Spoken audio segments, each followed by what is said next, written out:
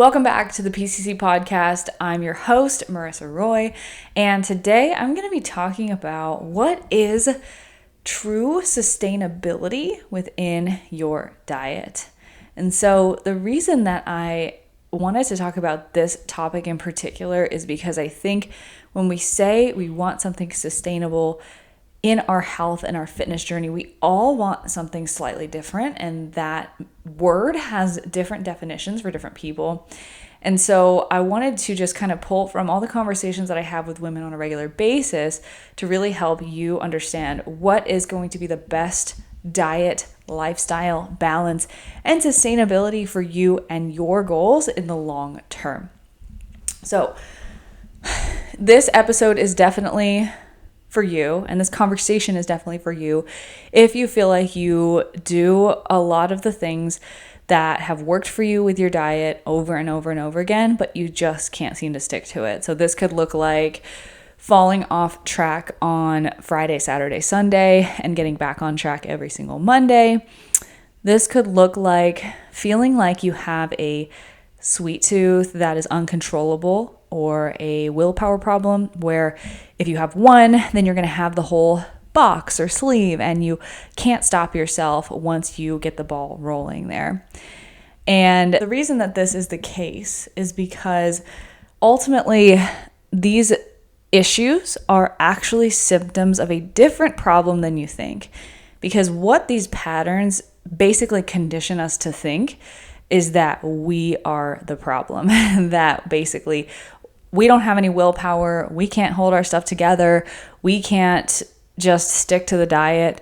And a lot of times we think that we are the issue when really it's the approach and the way that we have been taught and trained to look at health and fitness and our dysfunctional definition of a healthy lifestyle. So for example, most people actually confuse a healthy lifestyle with dieting for weight loss or fat loss, meaning that being healthy and trying to lose weight are two completely different things with some overlap. Think of it like a Venn diagram. There's two circles with a little bit of overlap in the middle. One circle is healthy lifestyle as a whole, and the other circle is dieting for weight loss or fat loss. The problem is that most people think that these two circles completely overlap, but the reality of it is there's just a sliver of overlap in the middle. So for example, with both a healthy lifestyle and fat loss, you're going to want to have a diet that's mainly comprised of whole nutrient-dense foods and a high-protein diet as a whole. However, how high in protein goes up when you're talking fat loss and down when you're talking a healthy lifestyle. How much of your social life and your foods that you love that you have to give up goes up when we talk about fat loss and down when we talk about a healthy lifestyle. And that's where the disconnect is. And so we think that it's actually us. We think that we have a willpower problem because we're trying to do a fat loss diet, when in reality, we really just need to live a healthy lifestyle. And that confusion is costing us lasting results.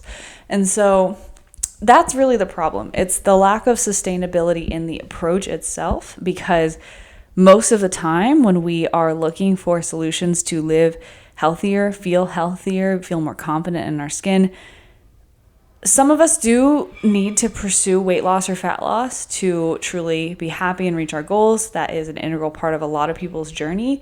But at the end of the day, it's not everyone's, and it's definitely not permanent.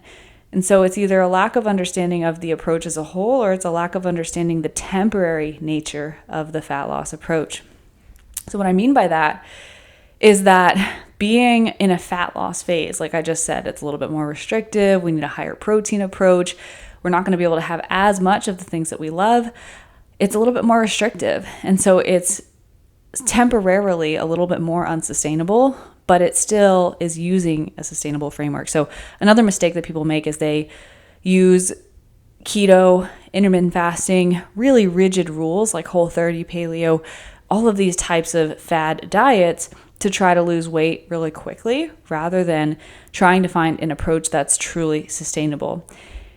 And the industry is catching wind of that, and it's starting to try to move in that direction. For example, Noom is an app that claims that It is really founded on, I laugh because I'm like, that's really founded on psychology and behavior change and helping people through that. But it is a large company, a large app at scale where there is just a lack of customization and people are talking to a bot, not a real person. And so there's stuff lost in translation there. And so those things, the industry's catching up on trying to be more sustainable, but ultimately is ridden with quick fixes like Weight Watchers, cutting calories, and doing things that are inherently unsustainable. And so those are the things that we think that we need to do constantly, forever, to live a healthy lifestyle. But if that were the case, then none of us would be able to sustain it, right? So the people who have achieved a healthy lifestyle, the people who have mastered it, have this secret, right? These people that seem like they can eat whatever they want, get away with it, and maintain the body that they love. You look at them and you say, what gives? The reason is because they understand the difference between dieting for fat loss and a healthy lifestyle to maintain. And it is understanding that you need both a sustainable approach to the fat loss phase in comparison to fad diets and quick fixes. But also there's another level of sustainability after the diet that is even more flexible and enjoyable and amazing, but no one takes the time to learn it because we think either it's too good to be true or that we just need to diet for the rest of our lives in order to be healthy. And neither of those are true. And the reality is that maintaining your progress after you've lost weight is actually easier. But because we have such a quick fix and fad diet culture, we do things that are so extreme that by the time we're done with the diet, we think, well, now I need to go eat everything that I restricted because I'm sick of this diet. And then we gain all the weight back and more versus just slowly easing our way back into a maintainable lifestyle. So this is what we basically have centered our program around at PCC, is focusing on how do we build in that healthy lifestyle foundation first so you understand what it actually looks like to maintain your stuff long term.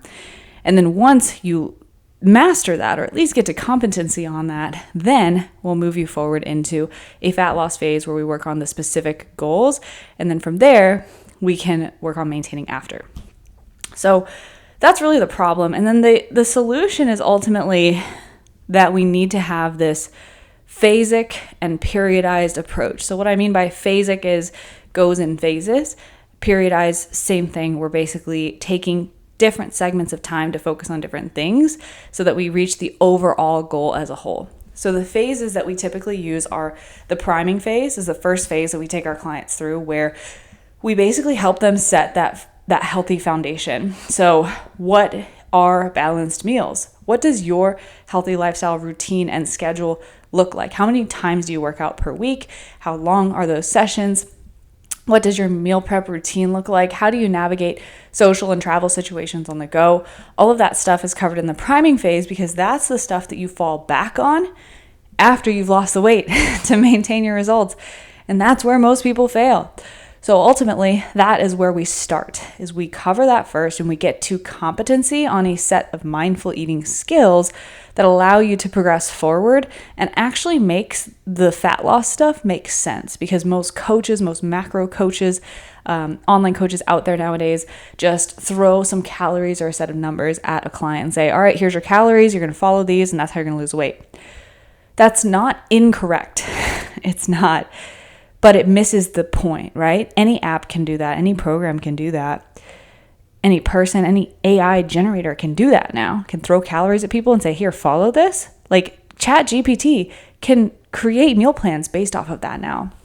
So what we need to understand is the human component is that if how to follow calories doesn't make sense to someone because they have no foundation and they're maybe eating one big meal a day and getting takeout every other day and they have no sense of routine or a healthy lifestyle, they're not going to be able to just jump on these calories and suddenly see it as maintainable, right? It's a whole lifestyle shift. So that's what we teach people. And so that's what most coaches miss, I think, is they think that people can jump to tracking the calories just like they did because most coaches have some sort of athletic background and we've already been living the healthy lifestyle without even realizing it. But that's not the case for most of America.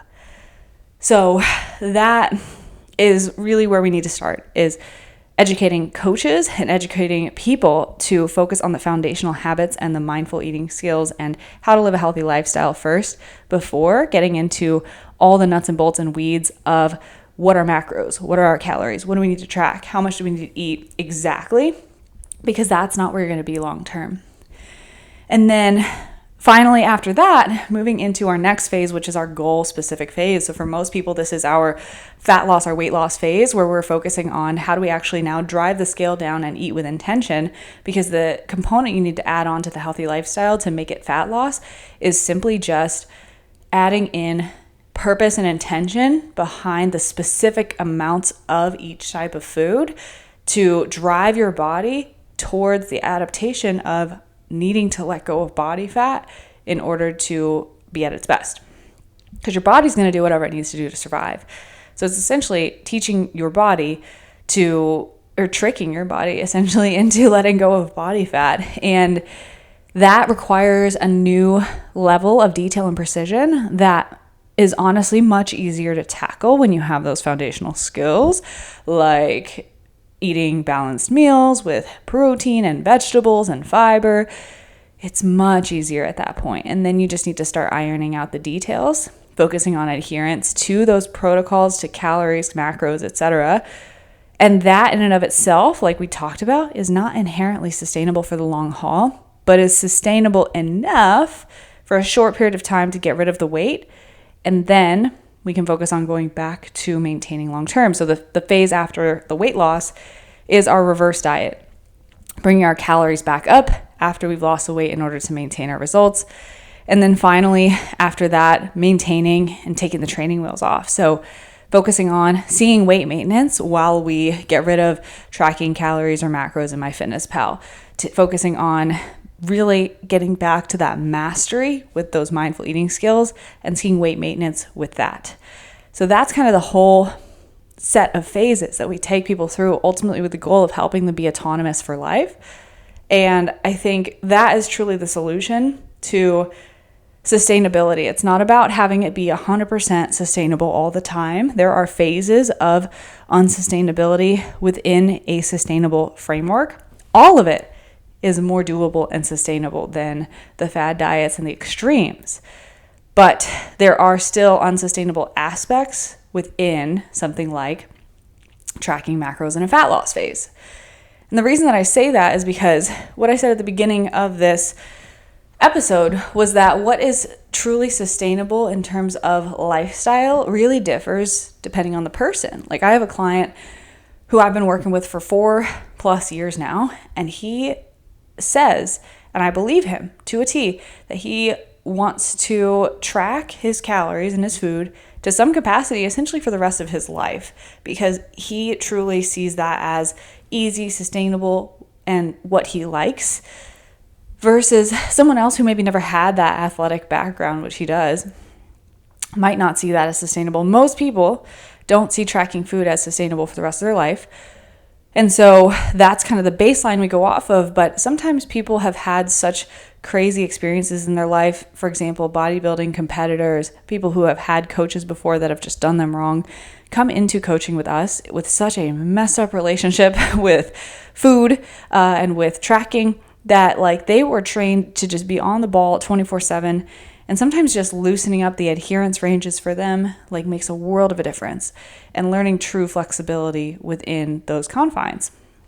So it really, really depends on the person of how sustainable each part of the phases that we go through are going to be for you.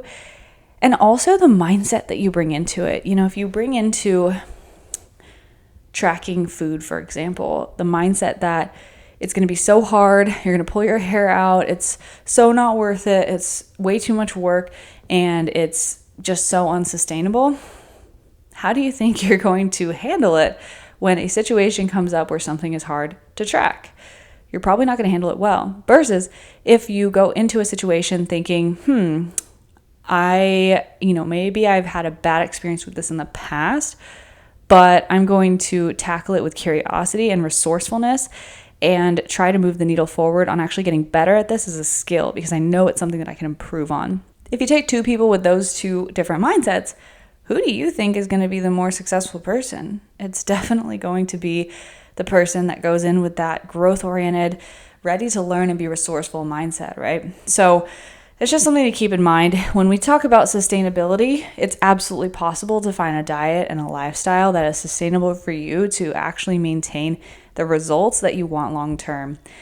But how you do that and the approach that you take is so important. So hopefully this episode resonated with you and was helpful. If you like this episode, let me know and either leave us a review and a rating or just shoot me a message on Instagram or any other platform to let me know that this episode was helpful for you. As always, we will be back next week with a new episode. Thank you so much for listening, and I'll hope to see you back next week.